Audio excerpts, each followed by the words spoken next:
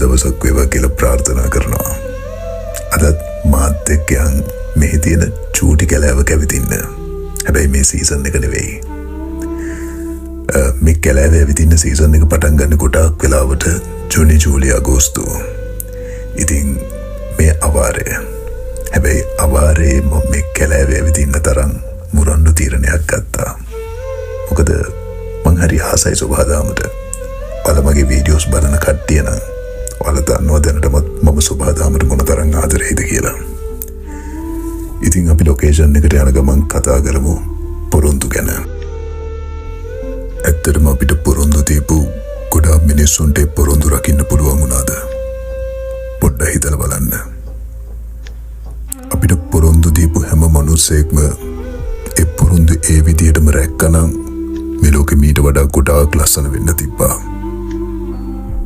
ඇත්තටම පොරොන්දු කියන්නේ රකින්න පුළුවන් නම් විතරක් දෙන්න ඕන දෙයක්.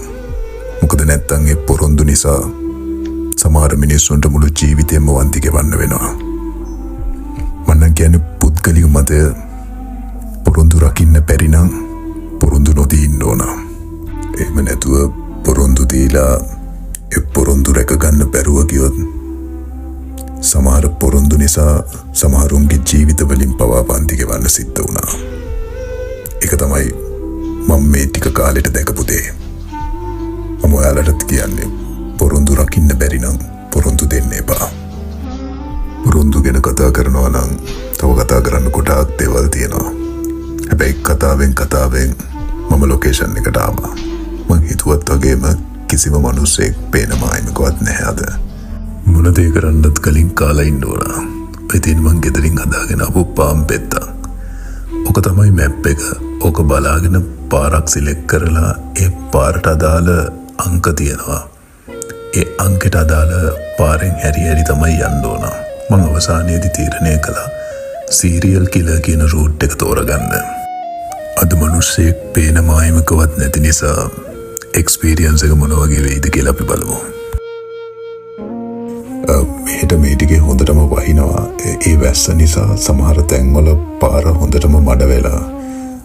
ඉතින් තාම සීසන් එක පටන් ගත්තේ නැති නිසා මේ පාරවල් හදලා හැම තිබුණෙත් නැහැ. හොයාගෙන වගේ තමයි යන්න ඕන. නැත්තම් ලස්සනට පිළිවෙලකට ඒ ඇවිදින්න ඕන පාර ලස්සනට තියෙනවා. හැබැයි අද එහෙම නැහැ. මොකද ගස්වල අතු වැටිලා එහෙම පිළිවෙලක් නැතුව තමයි තියෙන්නේ. සමහර තැන්වලදී හොයාගන්නත් බැහැ යන්න ඕන පාර කොයි වගේද කියලා. සුභාදාම කියන්නේම මහ පුදුමාකාර මැවිල්ලක්. ඒක විඳින්න නම් ඒක ඇතුළටම එන්න ඕන. මේ ගස්කොලන් දකිද්දි මගේ හිතට ආපු පුංචි සිතුවිල්ලක් ඔයාලත් එක්ක බෙදා ගන්න කියලා හිතුණා. මේ ඔයාලට පේන මේ ගස්කොලන් එක කාර්තුවක සම්පූර්ණම අවුවට වේලිලා යනවා. ඊට පස්සේ එන්නේ සීත කාර්තුව. ඉතින් අවුවෙන් වේලිච්ච ගස්කොලන් වලට සීත කාර්තුවේදී එක කොලයක්වත් නැතුව ඒක දරා ගන්න වෙනවා. හැබැයි ඔය කියන අමාරු කාර්තු කීපේ පහු කරාට පස්සේ එනම් වසන්ත කාලයේදී මේ ගස්කොලන් හරි ලස්සනට දළු දාලා මල් පිපිලා තිබුණටත් වඩා ලස්සනට හැදෙනවා. අන්න ඒ වගේ තමයි අපේ ජීවිතත්.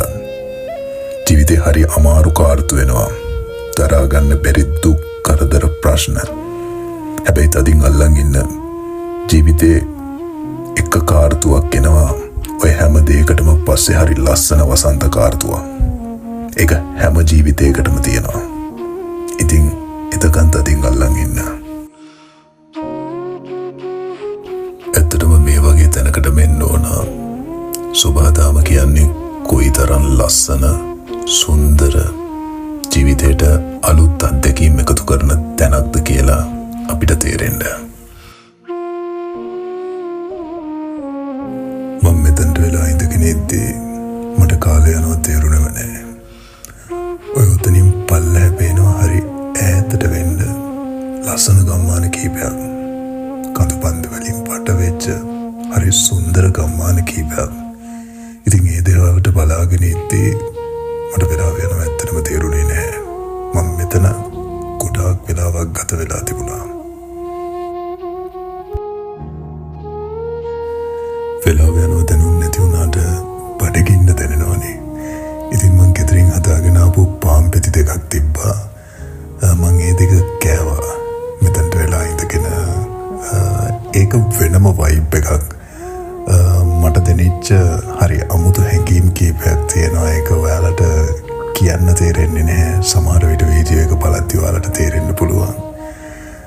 ඉතින් මේ ගස්කොළන් එක්ක මේක වෙන දවස මට මාර විදියට දැනුණා. ඉතින් මං ඒ දේ ඔයාලටත් දැනේ කියලා බලාපොරොත්තු වෙනවා. හැබැයි වීඩියෝ එකකින් බලලා ඒ දේ විඳින්න අමාරුයි. එතනට ගිහිල්ලම තමයි බලන්න ඕන. අපි මොන දේ අරන් ගිහිල්ලා කෑව බිව්වත් ඒ තැන පිරිසිදු කරලා යන්න අමතක කරන්න එපා. ඔය කිනිච්ච පොලිතීන් කෝප ඊට පස්සේ ප්ලාස්ටික් බෝතල් වර්ග ඒවා දාලා එන්න එපා. මොකද අපිම තමයි මේ සබහාදහම විනාශ කරන්නේ. ඉතින් අපි අරගෙන යන දේ අපි අනිවාර්යෙන් අරගෙන ඇවිල්ලා ඒක කුණු බකට්ටයකට දාන්න අමතක කරන්න එපා. මේ බලන්න සබහාදහම කියන්නේ කොච්චර ලස්සනද. කාලය හිතුවට වඩා ඉක්මනින් ගෙවිච්ච නිසා මට හම්බෙච්ච පළවෙනි එක්සිට් එකෙන් මම එළියට ආවා. මොකද කරුවල වැටෙන්නේ නැති වුණාට මේ වෙනකොටත් වෙලාව සාමාන්‍යයෙන් 7:00 විතර වගේ වෙලා තිබ්බා. ඉතින් මේ දවස් වෙද්දී මෙහෙට ටිකක් කරුවල වැටෙන්න වෙලා යනවා. තව ඉස්සරහට තවත් වෙලා යනවා. ඉතින් අලුත් වීඩියෝ එකකින් ආයෙ හම්බෙන්න බලාපොරොත්තු ඇතිව අදට මං සමුගන්නවා. ජය වේවා.